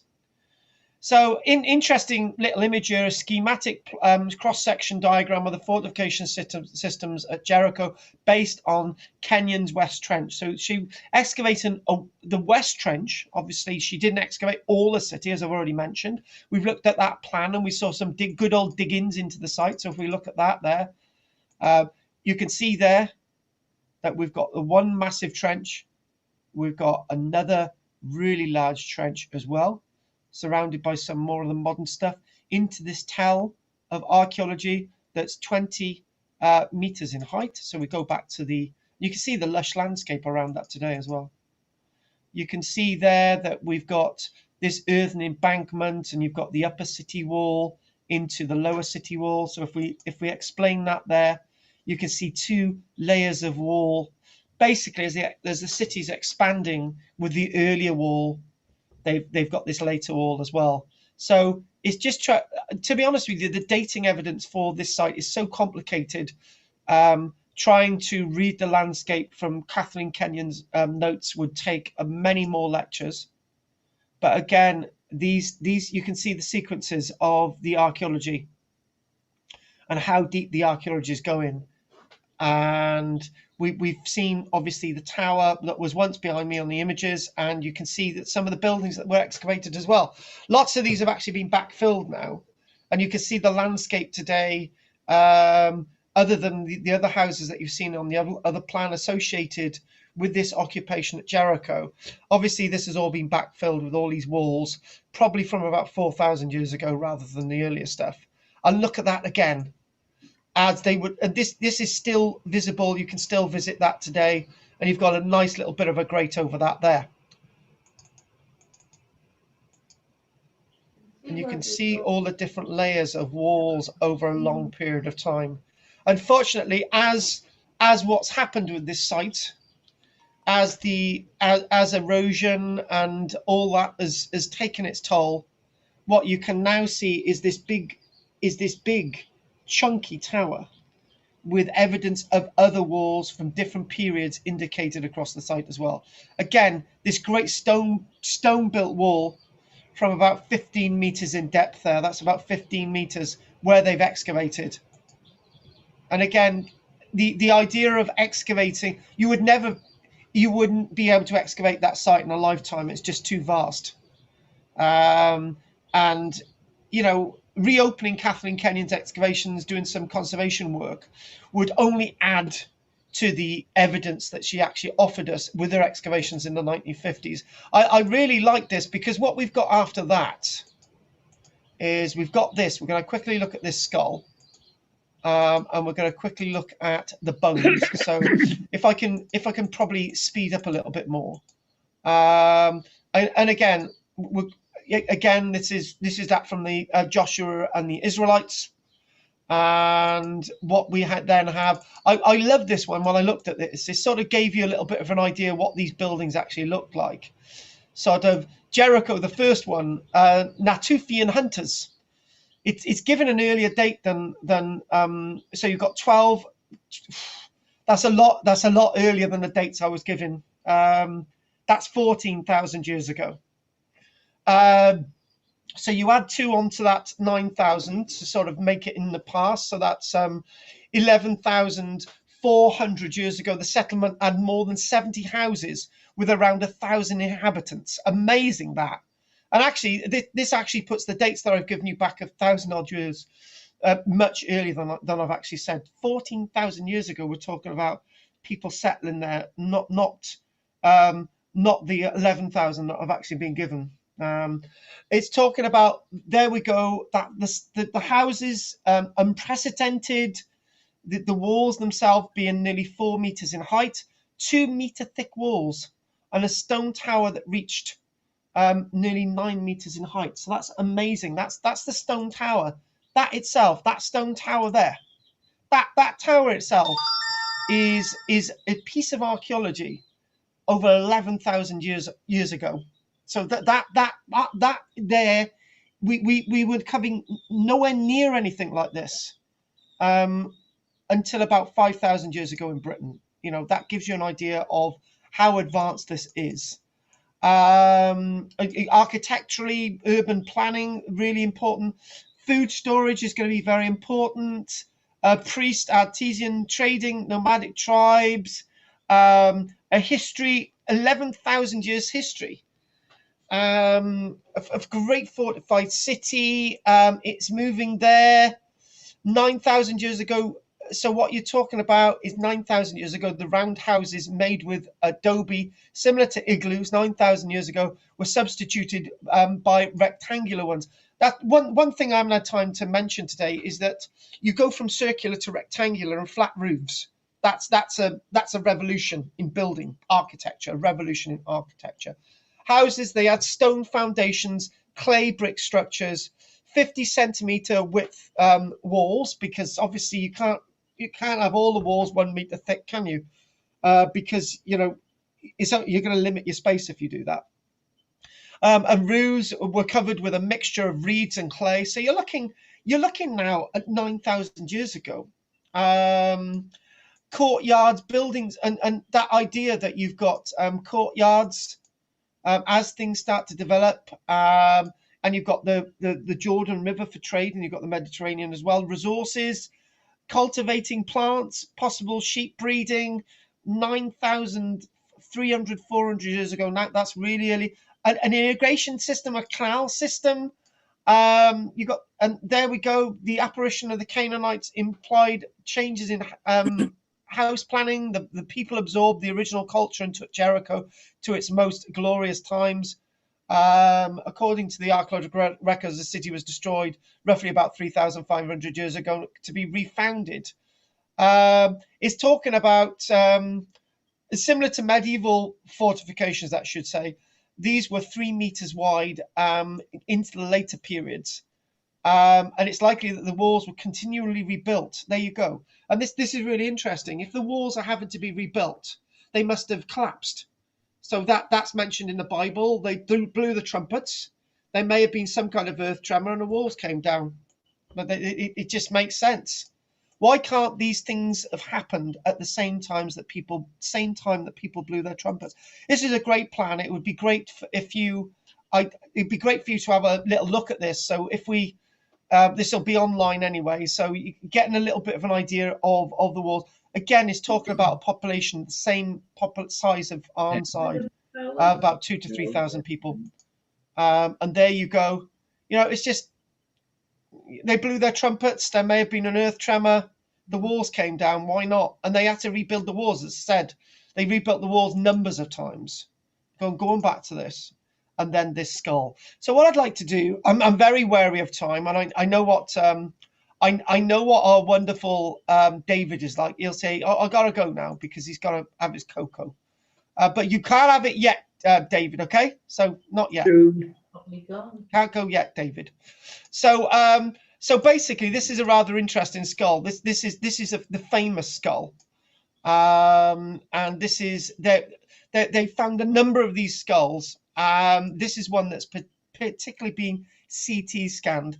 Over 50 years ago, excavations near the town of Jericho revealed a mysterious human skull, but it was only recently that museum researchers have been able to learn more about the person behind the plaster. So in other words, this is a skull in plaster.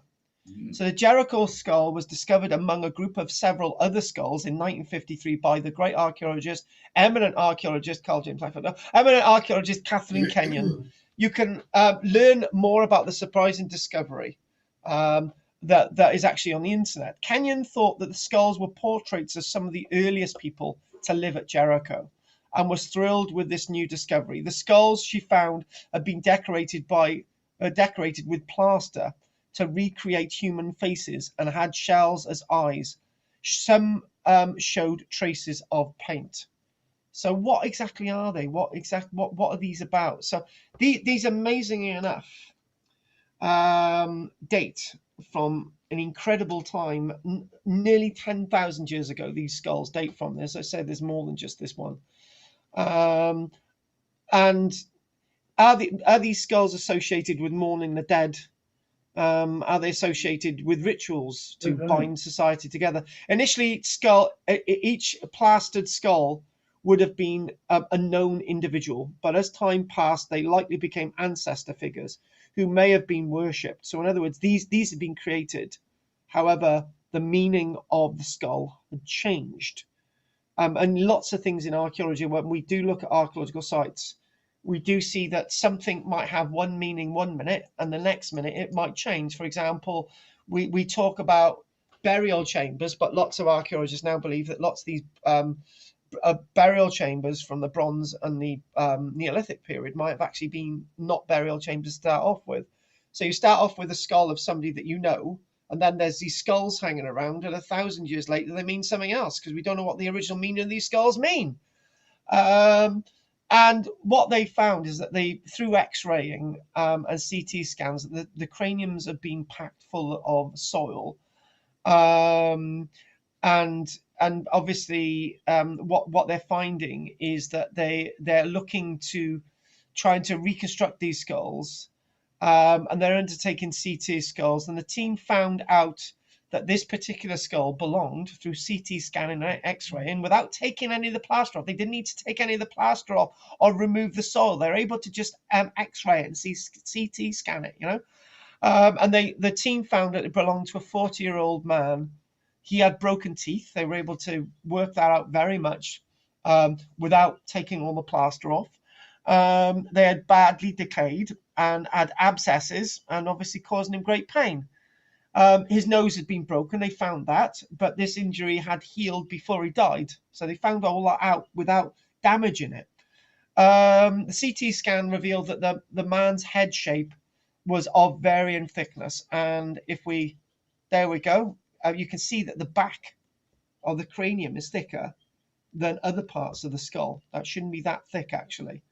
And it goes on to say that the most striking feature found in the micro CT scan was the man's head shape. Varying thickness as a bone indicated his head was tightly bound as an infant, permanently changing its shape. So that's why the skull looks the way it does.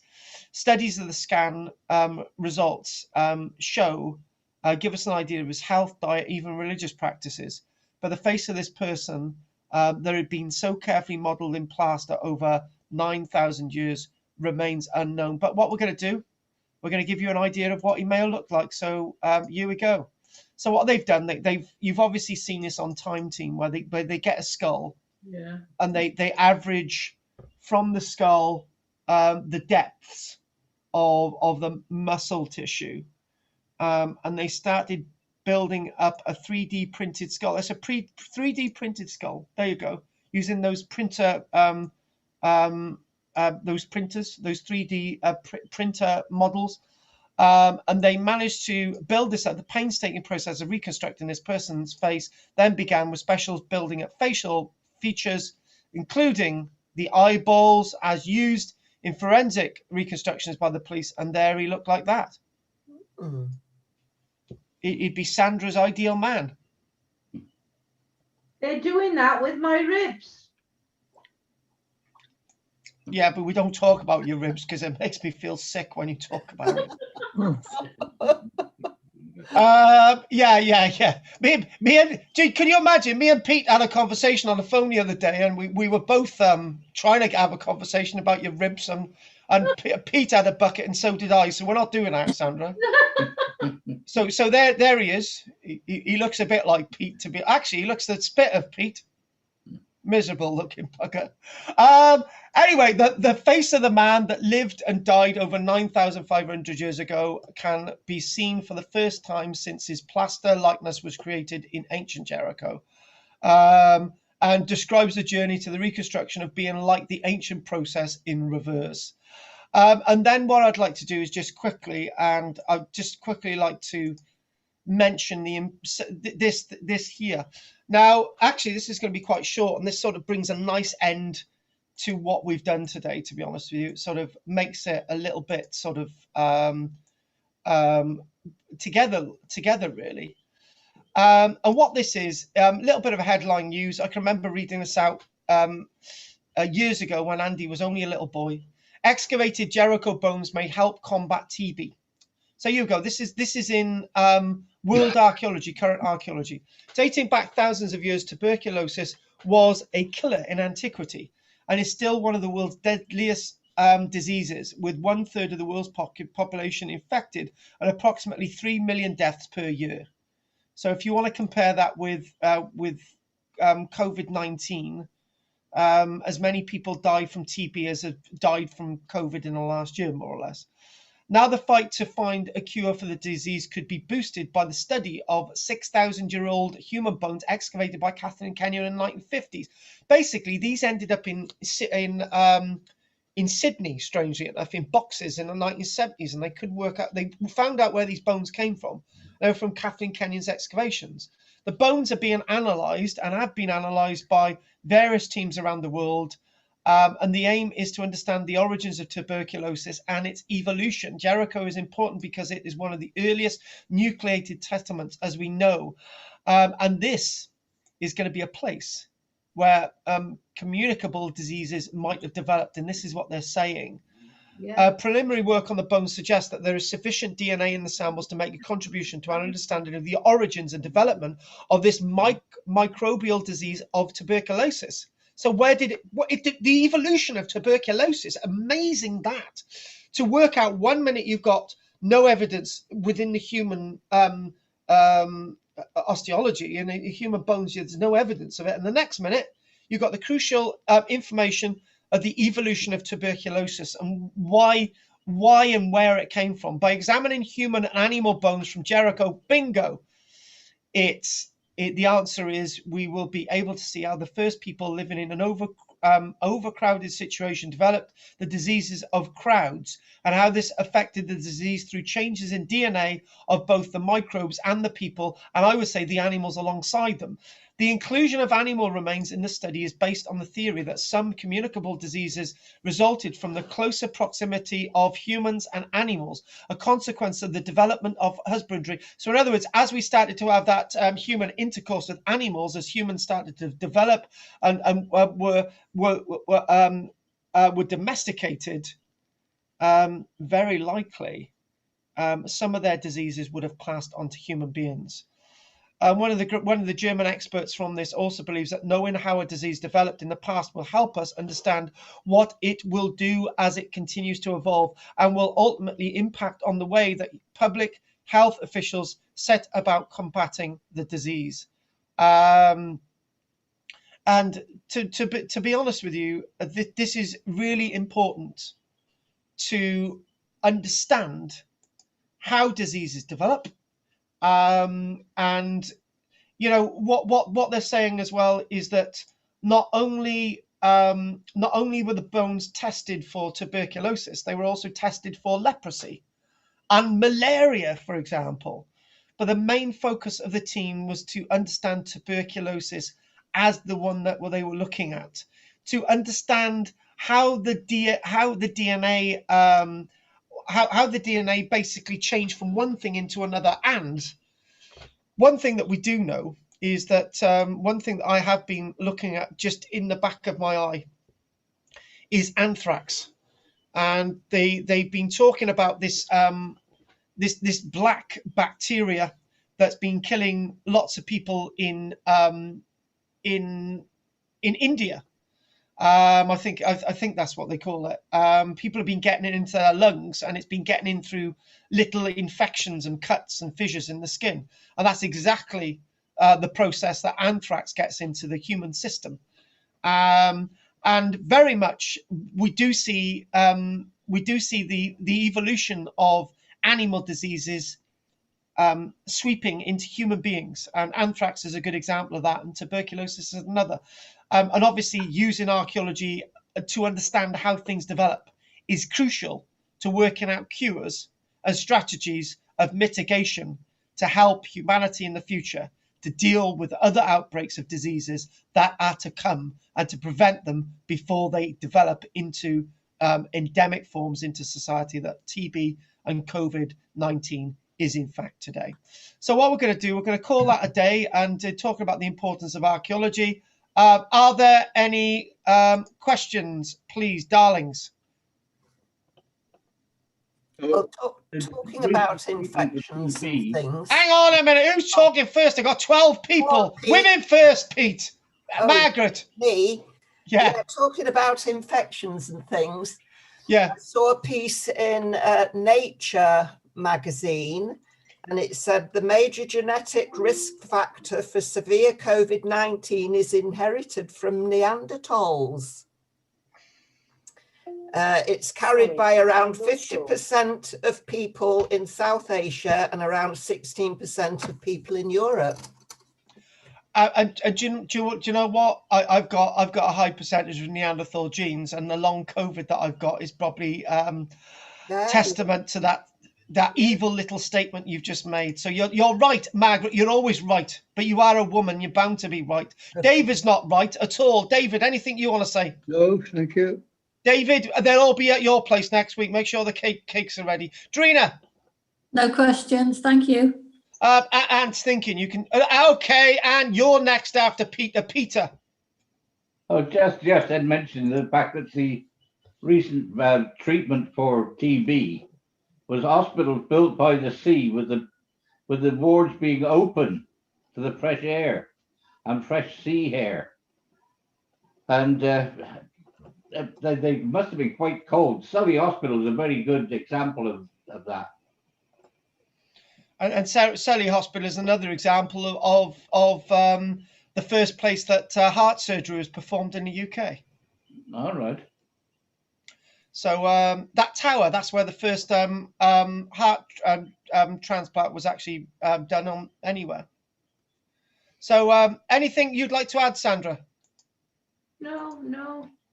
It's just that I worked in ex-TB hospitals when I was nursing, and they were all open to the elements because they thought fresh air was the greatest cure of all. And yet they're now telling us to stay in the fresh air if you've got COVID. Have the air blowing through the house, have good ventilation. So there's got to be something in it, isn't there? I got to be honest with you, right? I got to be honest with you. I wasn't well last week, and I wasn't well the week before. But when we went to West Wales on the weekend, I felt a lot better because it's out in the fresh air. There's no cars, there's no people about. It's in the middle of nowhere, and I was able to put up build a little miniature house for the goats, and I was okay. And I think there's a lot in what you've just said, Sandra. Yes. Okay, let's have Annie. I just this feeling that they're looking at people living in close contact and with animals, and when they're looking at the, it does seem there may be a social rather than a medical aspect to illness, and I wonder if we look enough at that. Yeah. A social and medical. I think you've got a good point. A social than medical aspect to illness. Are we talking about the fact that we just accept people coughing in front of us and that type of thing, or No, I think it's a matter of how we, as you say, you're so veteran than fresh air. We crowd together. We put animals close together with us, and we, as a society, we've developed like that. And probably when we were more spread out. It could be that illness is often caused by our social life, our closeness together and animals, and that sort of medicines really don't, or much harder to deal with than to try and get medicines to deal with it. I mean, it like the cholera stuff, and they found it was water, it became something you had to do different socially. Yes. Something like that. I'm not being very clear, but that's what I'm thinking. Yeah, you are being clear. You are very right.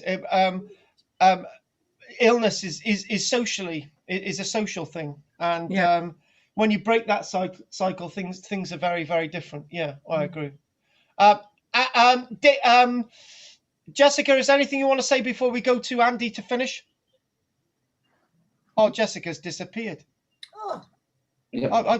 Jessica's left us. You just went a few seconds ago. She didn't want to. All right, fair enough. Andy. That's just as we were talking about disease as well. She'd have liked that. The whole disease thing is really interesting. You think with natural selection, all these bad practices would cause things to die out, but they don't seem to, do they? Which is quite interesting as well. No, yeah, you got a good point. Natural selection is meant to get rid of things, and it doesn't.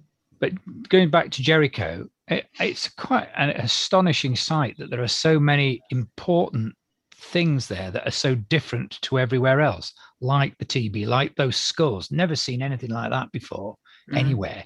We get some painted bits and some reproductions or death masks, but not anything like that, And also obviously the historical references and the biblical references as well. Really interesting sight. No, it's definitely something very, very different. And obviously this is what archaeology is about across the world. Archaeology is inevitably as diverse as humanity has become. Did they find much Roman stuff from the Herod period? Mosaics or pottery or anything? Yeah, I was just mentioning at the end that there was a little bit of Roman stuff, but Kathleen Kenyon wasn't excavating. Kathleen Kenyon wasn't excavating the whole site, so she was only excavating part of the site. So obviously the Roman stuff is going to be elsewhere, and it's going to be a bit mixed. But there was a little bit of Roman stuff, and there was a little bit of Islamic stuff. And I do believe Jessica's come in, so Jessica's got the last word. Jessica, I do believe we were just talking about disease. You've got 1 minute to do your piece. Go for it. No, I thought that was quite interesting, really interesting, especially with the skull and how they were able to go further into looking at it and what they were able to find out. I had a look when you were talking about it. Definitely very interesting. I can't wait to have a look at that further tonight. Thank you, Carl. Excellent. My pleasure. You're not going to get a raise for that. Right. So, okay then. Anyway, well done, Jessica. So Andy, quickly, you do next, and I'll just do the one little announcement. We'll sorry, it's just made me think that we were talking about Turkey, what was it, a couple of weeks ago, and things and all these are like city states. You know, we tend to from the West look at big civilizations and sweeping generalizations of cultures. You know, archaeology is all about cultures, the Beaker people or the Romans or whatever, the Georgians. And yet when you go to the Middle East, it's city states. You can't really go much further than a few miles from the city, otherwise it becomes something completely different. Yes. Which is really interesting. Was it obviously the Ottoman Empire? What's that? Was it part of the Ottoman Empire? The Ottoman Empire didn't exist until about the 1600s. I mean, when Kathleen Kenyon. Oh, right. No. But basically, it was part of the Mesopotamian French and British Mandate. Ah. It was still part of the British Mandate until 1947 when the Israelis kicked the British out, basically. Didn't the Ottomans, didn't that collapse in about the 1880s or something eventually? No, that was still under Ottoman control in 1918. Oh, so the First World War finished them off, right? Yeah, that's right. It did. My father was out there in the 40s until he was killed. What, over there? Yeah. Wow. Oh, right. Sorry to hear that. That's a bit of a sorry to hear that. So was I. Yeah. Okay. Fair enough. In 43, he was killed out there. Yeah. That was that's not good. What that flipping heck off. Thanks for that. That's really put a downer on it. I'm really sorry about that, Sandra. But But did thanks. they bring him? I didn't know him. So yeah, but that doesn't mean to say he wasn't important. No, he was important in my life, but it didn't happen, did it? Did they bring him home? Pardon? Did they bring him back home? No. Oh. No. Buried out there. Oh, crikey. Probably in the British cemetery at Jerusalem. Oh. And I wasn't allowed access because of terrorist. Oh, that's not fair. fair. Oh, bugger. That's not good. Give you access. I've never been out there. None of us have ever been able to get out there. Oh, not good. Sorry to hear that. Oh, thanks for that, Sandra. Typical you, isn't it? I feel like jumping off a bridge now. On that note, I'm going to say we're back to Britain next week, and we're going to be visiting that lesser-known place in the early medieval period of Cornwall. Oh. And then the following week is going to be not the following week. We're going to be doing World Archaeology. The following week, we're Northumberland. Oh, a lot going on there. Well, not really. It's just full of people who don't like the people in the south. Yeah. Labour voters. Can't think why. Keir Starmer. Right. Anyway, on that note, it's been a delight to be back this week. And I will be back next week as usual. And bloody hell, 10 o'clock. It's David's fault. Really? He didn't stop talking. Yeah. So what I'm going to do, I'm going to say good night to David before he goes. Good night, David. If there's no other questions, we'll call it a night. So good night, David, Margaret, Anne, Andy, Drina, Sandra, and Peter. If anyone wants to say anything else, they can have a now. Thank you very much. Bye. Nostalgia. Good night. Thank you very much. Thanks, Carl. Good one. My pleasure. Thank you very much. Thank you. Night. Thank you. Oh, we've got the two. Oh, they're gone. They're gone. They're gone. Right. Okay. We're talking about is it Lewiston? I can't remember the name. Launceston Castle. Yeah, in Cornwall next week. Is that where you're going? No, I haven't worked it out yet. Well, it's quite a bit from what I know. I know they found a medieval house there as well, and a Roman road in Cornwall. I'll send you a few things if you want. Roman road. Ooh. Yeah, cool. Hey, yeah, I'm gonna have to dash in a minute before the house witch gets back. But before I do that, let's stop the recording. Did we have any people online watching this? I'm not sure. I wasn't check. I should have checked, shouldn't I? I'm gonna have a look. I'm gonna have a look. Right, let's have a look. Oh God, I had a massive row with the charity commission today. Oh gosh. Right.